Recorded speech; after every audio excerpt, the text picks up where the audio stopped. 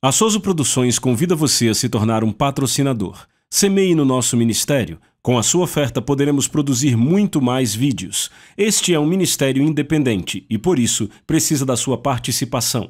Inscreva-se no canal e compartilhe os vídeos. Seja um multiplicador desta visão.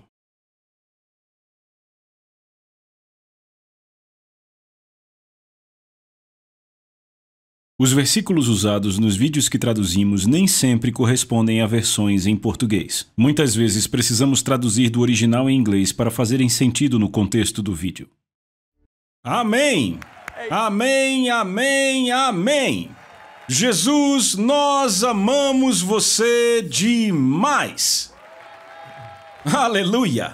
Bem, eu quero te dar as boas-vindas a Extraordinário, a forma como você está destinado a viver. Vamos começar orando e vamos entrar direto nisto. Eu quero dizer isso antes de começar. O que eu estou prestes a pregar hoje é literalmente uma jornada. Pelas próximas 12 lições, literalmente vamos entrar numa jornada. E eu quero te dizer que isso vai edificar, edificar, edificar e edificar. Cada sessão vai te edificar. Sabe, deixa eu te contar algo de quando eu era um garoto. Eu era garoto, entrei na minha sala de TV, meus pais estavam assistindo um programa chamado West Side Story.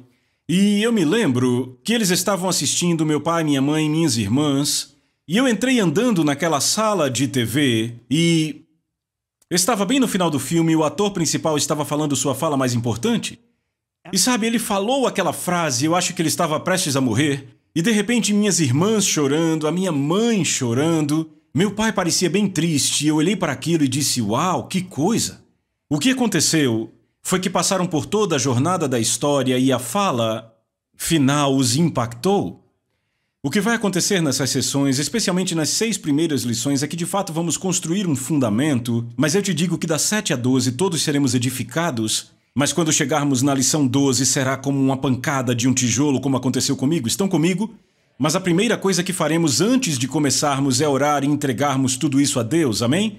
Então, Pai, em nome de Jesus, obrigado primeiro pelo privilégio de sermos teus filhos. Você poderia nos ter como escravos, já seria maravilhoso, mas você nos chama de filhos e filhas em Cristo Jesus. Então, Pai, nos colocamos diante do seu trono e te pedimos que nas próximas 12 lições, você literalmente fale conosco. Pai, a tua palavra diz que aquele que fala, fale dos oráculos de Deus. Então, Pai, eu te agradeço em nome de Jesus, pois o Espírito Santo literalmente falará conosco hoje. E em nome de Jesus eu te agradeço porque em cada uma das sessões, Jesus se tornará cada vez mais claro para nós como nunca foi e nós iremos de glória em glória pelo poderoso Espírito de Deus. Então, Pai, em nome de Jesus eu decreto que o seu reino já veio, que sua vontade será feita nesse lugar, na terra como é no céu hoje, e te damos o louvor, a honra, a glória e a ação de graças, no nome poderoso, maravilhoso, majestoso e santo de Jesus, e todos que concordam gritam...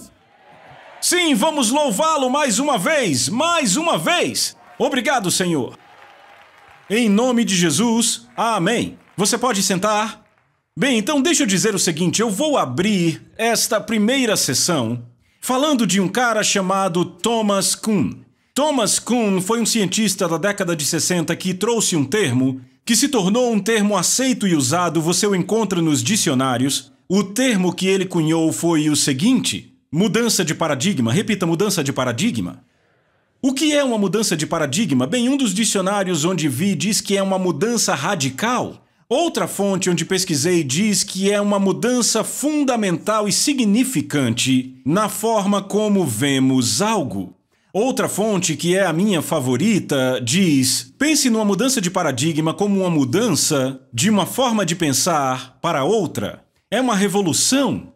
É uma transformação, um tipo de metamorfose. Não acontece simplesmente, pelo contrário, é movida por agentes de mudança. Bem, deixa eu te dizer o que será um agente de mudança, que vai trazer a metamorfose ou a transformação. O agente de mudança é chamado Palavra de Deus, porque a Palavra de Deus é viva e poderosa. Você pode dizer amém para isso?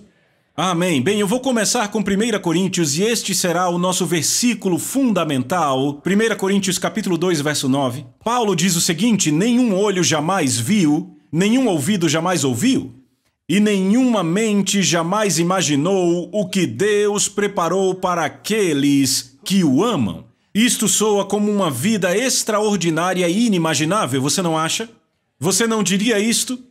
Agora, muita gente, quando lê esta escritura, ou pensa ou prega, Paulo está falando do que acontecerá conosco quando chegarmos no céu. Eu trago novidades, ele não está falando disso de jeito nenhum. Ele está falando de algo aqui agora nesta terra. Porque veja o versículo seguinte, versículo 10. Ele diz, mas sabemos estas coisas porque Deus as revelou para nós pelo seu Espírito. Haha, eu amo isto. Então ele continua dizendo, em Efésios, capítulo 3, versículos 9 e 10, ele diz, a minha tarefa é trazer à luz, repitam, trazer à luz, e deixar claro, então aí vem o agente de mudança, o que Deus, que criou tudo isto originalmente, está fazendo em segredo por trás dos bastidores durante todo o tempo. Através de vocês cristãos que se reúnem em igrejas, este extraordinário, repitam, extraordinário, plano de Deus está se tornando conhecido e sendo falado até entre os anjos.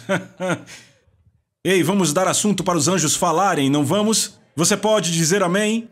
Certo, vamos falar do extraordinário. Repitam, extraordinário. Sabe, eu amo esta palavra, extraordinário. É definido assim o que está além do que é usual, excepcional, que excede a medida comum. Sinônimos podem incluir notável, impressionante, maravilhoso, imaginável. Eu amo esses sinônimos. Agora, e quais os antônimos de extraordinário? Comum, normal, usual. Então eu quero que você pense sobre isso. O oposto de extraordinário é normal ou comum. Você está comigo? Repitam isso comigo. Deus me chamou para viver uma vida extraordinária. A não ser que seja reprimido nas pessoas, há um desejo inato de viver uma vida extraordinária em cada ser humano.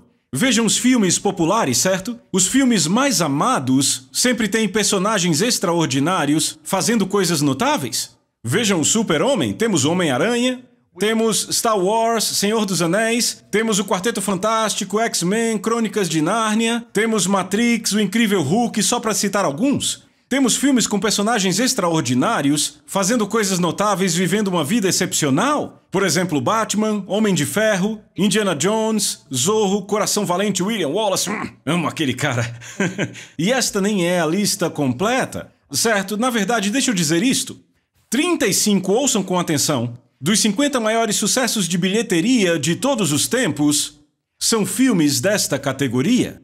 Então eu quero que você pense nisso comigo por um momento. Não são filmes sobre histórias de amor, não são suspenses de espionagem, não são filmes policiais, não são faroestes, nem filmes de esportes, nem baseados em fatos reais.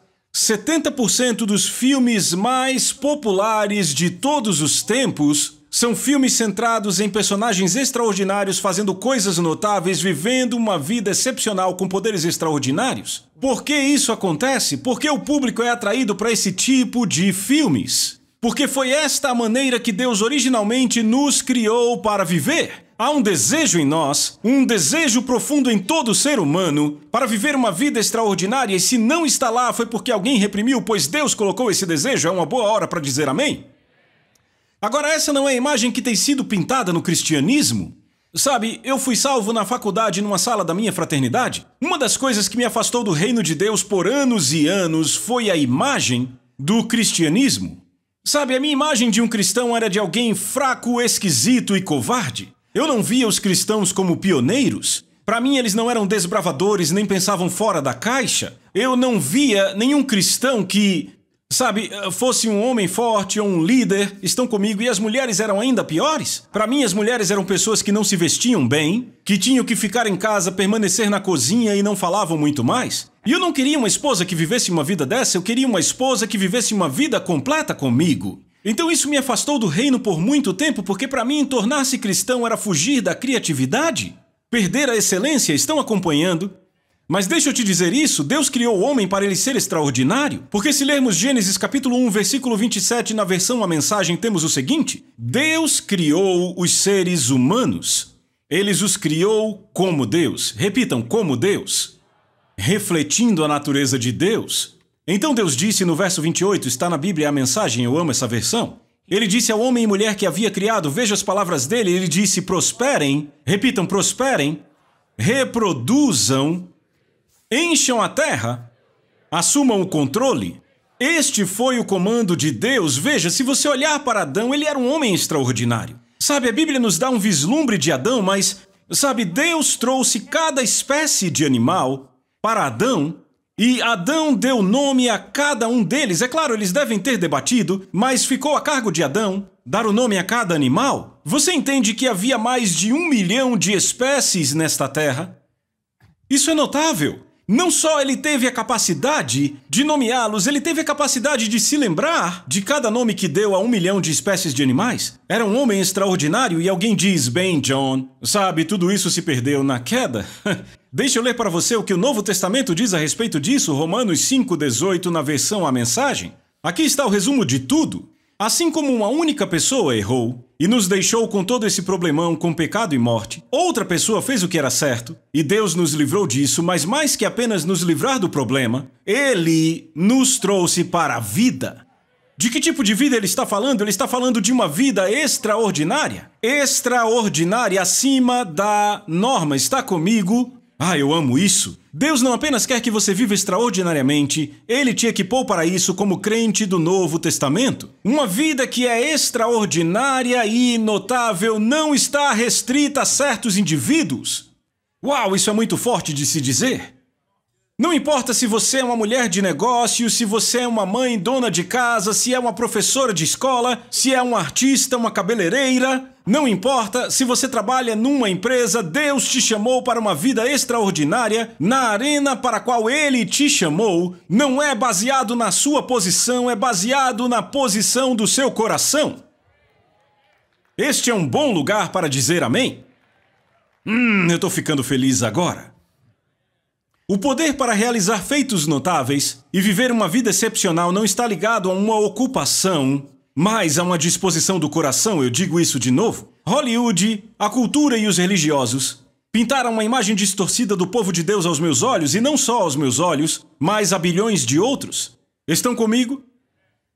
Nós simplesmente vimos a igreja sob uma luz totalmente errada, foi pintada sob uma luz errada, e eu te digo por que isso acontece. Porque há um inimigo da nossa alma, repita, um inimigo da nossa alma. O nome dele é Satanás. Ele trabalha incansavelmente para pintar uma imagem do povo de Deus como não sendo notável, sendo ordinário. Na verdade, eu vou mais fundo, como sendo inferior. Posso ser honesto com vocês? Deixamos passar a grande estratégia dele? Olhamos para a grande estratégia de Satanás como apenas uma tentativa de fazer alguém dançar ou beber álcool? Quando na realidade a grande estratégia dele é te impedir de saber quem Deus te criou para ser em Cristo Jesus. Se você descobre quem você é em Cristo Jesus, ele está em grande problema e ele sabe disso. Então a grande estratégia primária dele não tem sido te levar a fazer uma coisa ou outra. A estratégia primária dele tem sido pintar uma imagem, através de Hollywood, da cultura, da sociedade, de pessoas religiosas, de que o povo de Deus não é extraordinário, quando de fato Deus nos chamou para sermos extraordinários. É um bom lugar para dizer amém. Em contraste a isto, ao nosso dilema atual, um dos grandes desafios que a igreja antiga teve foi tentar convencer as pessoas de que não eram super-heróis ou deuses. Pense nisso. Sabe, Cornélio era um centurião romano. Será que você entende? A nação mais poderosa do mundo, ele era um comandante. Ainda assim, Pedro entra na casa desse homem e ele se curva para adorar Pedro. E Pedro diz, ei, está na Bíblia. Pedro disse, ergue-te que eu também sou homem. Pedro teve que convencê-lo que não era super-herói ou um deus. Se olharmos para Listra, a multidão vem e começa a gritar. Começam a gritar, são deuses, começam a gritar para Paulo e Silas, dizendo, são deuses, os deuses vieram até nós. E Paulo rasga suas vestes e diz, o que vocês acham que estão fazendo? Não somos deuses. E em Malta, o povo da ilha, eles acharam que eles eram super-heróis ou deuses, e Paulo disse a eles, quando ficou óbvio que ele não ia morrer, chegaram à conclusão de que ele era um deus e ele teve que convencê-los do contrário. Se lemos o relato de incrédulos a respeito da igreja antiga, eis o que eles falavam sobre a igreja antiga. Disseram, estes que viraram o mundo de cabeça para baixo chegaram também aqui. Você vê a imagem que o mundo tinha da igreja antiga? Veja a igreja de Jerusalém, sabe o que a Bíblia diz? O que a sociedade disse sobre a igreja em Jerusalém? Todos, Atos 5:13, tinham grande consideração por eles. Então deixa eu enfatizar o seguinte. Primeiramente, Deus não apenas deseja que você viva extraordinariamente, Ouçam com atenção, isto agrada a Ele. Repitam, agrada.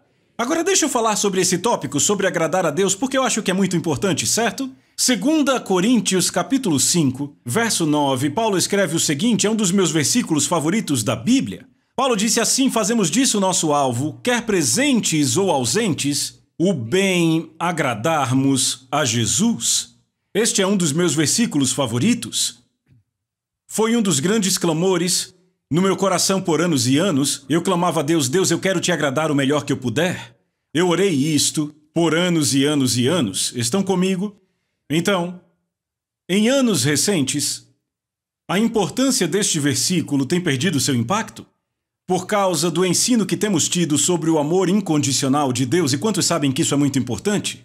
Sabe, é muito importante que saibamos que Deus nos ama com um amor puro e incondicional. E eu me alegro porque Deus revelou isto a essa nossa geração, sabe? Eu digo a vocês, eu sou muito grato por isso. Eu fico olhando para gerações passadas. A geração antes de mim olhava para Deus de forma legalista, via um Deus mau. Deus revelou para um grande homem que eu respeito, Oral Roberts, que Deus é um Deus bom, que Deus nos ama, e esse movimento veio para nos mostrar que Ele é nosso papai, Ele nos ama. Estão acompanhando? Então deixe eu de fato confirmar isto, ok? Porque Jesus fez uma oração que eu acho que estabelece isso para sempre. Jesus ora em João 17, 23. Ele diz o seguinte, então o mundo saberá que você me enviou, Deus o Pai, me enviou Jesus Cristo, e entenderá que você os ama tanto quanto ama a mim. Você ouviu isto? Jesus orou isso, não o apóstolo Paulo? Pai, eles entenderão que você os ama tanto quanto ama a mim. Deus te ama, e este amor não tem nenhuma grama a menos do que ele tem por Jesus. É impressionante, alguém diz, oh John, ele estava orando só sobre os discípulos que estavam ao redor da mesa porque era um grupo especial de homens que pregaram o evangelho por todo o mundo. Jesus continua dizendo, eu oro não apenas por estes discípulos, mas também por todos que virão a crer em mim por causa do testemunho deles. Cada um de nós aqui foi salvo por causa do testemunho deles. Você pode dizer amém? Aleluia! Então Deus nos ama incondicionalmente, mas Paulo fala aqui sobre agradar a Deus. Há uma diferença, eu vou contar uma história. Há alguns anos eu estava sentado à mesa com nossos 4 filhos e... eu nunca esqueço disso, eu olhei para eles e disse, garotos, eu quero dizer algo a vocês. Vocês não conseguiriam fazer uma coisa sequer para que eu e sua mãe amássemos mais vocês do que amamos? Eu disse, vocês não conseguiriam fazer uma coisa sequer para nos fazer amar vocês um pouco menos do que nós amamos? Eu percebi o conforto no coração deles por causa do nosso amor incondicional. Mas aí eu olhei para eles e disse, mas vocês são responsáveis pelo quanto nos agradam? Deixa eu te dizer, você não consegue fazer nenhuma coisa para Deus te amar mais do que Ele já te ama, nem consegue fazer nada para que Ele te ame menos, mas você está no controle pelo quanto Ele se agrada com você. Por isso que Paulo diz, tornamos o nosso alvo bem agradá-lo. Vamos voltar para esse versículo. 2 Coríntios capítulo 5, verso 9, fazemos disso o nosso alvo. O que é um alvo? Simplesmente significa objetivo. O nosso objetivo é bem agradá-lo. Veja que ele não disse apenas agradá-lo, é bem agradá-lo. Vamos então para o original e descobrimos que é exatamente o que ele quer dizer no original em grego. Paulo diz, o nosso alvo não é apenas agradar a Deus, o nosso alvo é agradá-lo bem. Eu gosto de como outra versão diz, a versão a mensagem. Ele diz, com alegria, o agradar a Deus é a coisa principal. Repitam, a coisa principal. E é isso que almejamos fazer independentemente da nossa condição. Por que agradar a Deus é a coisa principal? Por quê? Por quê? É a coisa principal em nossa vida agradar a Deus? Bem, você não acha que Paulo responderia em sua própria carta? Se você olha o versículo imediatamente depois, o que Paulo diz, pois, e o que pois significa por quê? Definimos como principal propósito em nossa vida agradar a Deus, por quê? Veja aí na sua Bíblia, porque devemos todos comparecer diante do tribunal de Cristo, para que cada um possa receber as coisas feitas no corpo de acordo com o que fez, quer seja bom ou mal. Agora eu quero deixar claro aqui que Paulo não está falando de toda a humanidade nesta passagem, está falando apenas de cristãos. Como eu sei disso? Porque 2 versos antes ele diz o seguinte, ele diz que estar ausente do corpo é estar presente com Deus. Ora, quando o pecador está ausente do corpo, não está presente com Deus, está no inferno. Esta não é uma declaração forte, é apenas um fato. Lembre-se que Jesus disse: eu vim salvar o mundo, não condená-lo, porque o mundo já estava condenado. Ele veio nos salvar daquilo que nós mesmos nos condenamos. Estão comigo? Então Paulo deixa muito claro que nós, os crentes, estaremos diante do tribunal de Cristo. Para quê? Para prestarmos conta do que fizemos no corpo de Cristo, quer seja bom ou mal. Cada um de nós ficará diante de Jesus como nosso juiz. Não seremos examinados por nossos pecados, porque os pecados foram erradicados pelo sangue de Jesus. Diga graças a Deus por isso. Seremos examinados por como vivemos a vida como crentes. Estão comigo? Nossas obras serão examinadas. Nossas palavras serão examinadas. Nossos motivos serão examinados. E como resultado do abrangente exame que Jesus fará em nossa vida, ou receberemos recompensas, ou sofreremos perdas. E sabe o que isso me diz? O que fazemos com a cruz determina onde passaremos a eternidade. No entanto, a forma como vivemos como crentes determina como vamos passar a eternidade. Ouviram o que eu acabei de dizer? O que faremos com a cruz determina o lugar da nossa eternidade, céu ou inferno. No entanto, nossa forma de viver como cristãos determina como. Por causa das recompensas eternas. Repitam, recompensas eternas. Ei, a Bíblia diz que esta é uma das doutrinas fundamentais da igreja. Que quando Jesus nos examinar, receberemos recompensas eternas ou sofreremos perdas eternas. O que significa uma recompensa eterna? Ora, não tenha medo da palavra juízo, essa palavra apenas significa decisão. Ele tomará uma decisão sobre a nossa vida, de acordo com como o servimos nesta terra. E para essa decisão nunca haverá uma mudança, nunca haverá nenhuma emenda, nunca haverá nenhuma revisão. Significa que o que fazemos nesta terra determina como vamos passar a eternidade. Então Paulo diz que este deve ser o fator motivador para um crente agradar a Deus. Agora deixa eu dizer isso. Primeiro de tudo, a razão pela qual queremos agradar a Deus é porque o amamos de todo o coração. Eu creio que a Bíblia é muito clara sobre isso, então não é diretamente a razão pela qual Paulo traz aqui. No entanto, a segunda razão, eu creio, a motivação para um crente querer agradar a Deus é pelo que Paulo disse na palavra. Agora, há muita falsa humildade e as pessoas dizem: ah, não, eu não vou trabalhar por uma recompensa porque eu amo Deus, eu só quero agradar a Ele. Isso é muito bom, não me entenda errado. Mas se a palavra de Deus me diz que eu defino isso como meu objetivo, por que eu vou ficar diante de Jesus? Veja, deixa eu pôr desta forma. Eu não quero ficar diante de Jesus e ver lágrimas de decepção em seus olhos por todas as oportunidades que perdi porque eu servi com um coração morno. Eu não quero isto. Eu quero ver o deleite nos olhos dele. Eu quero ouvir ele dizer, e eu sei que isso serve para todos aqui, eu quero ouvi-lo dizer: muito bem, Johnny, muito bem. Bom garoto. É isso que eu quero ouvi-lo dizer. Eu gosto disso, amém?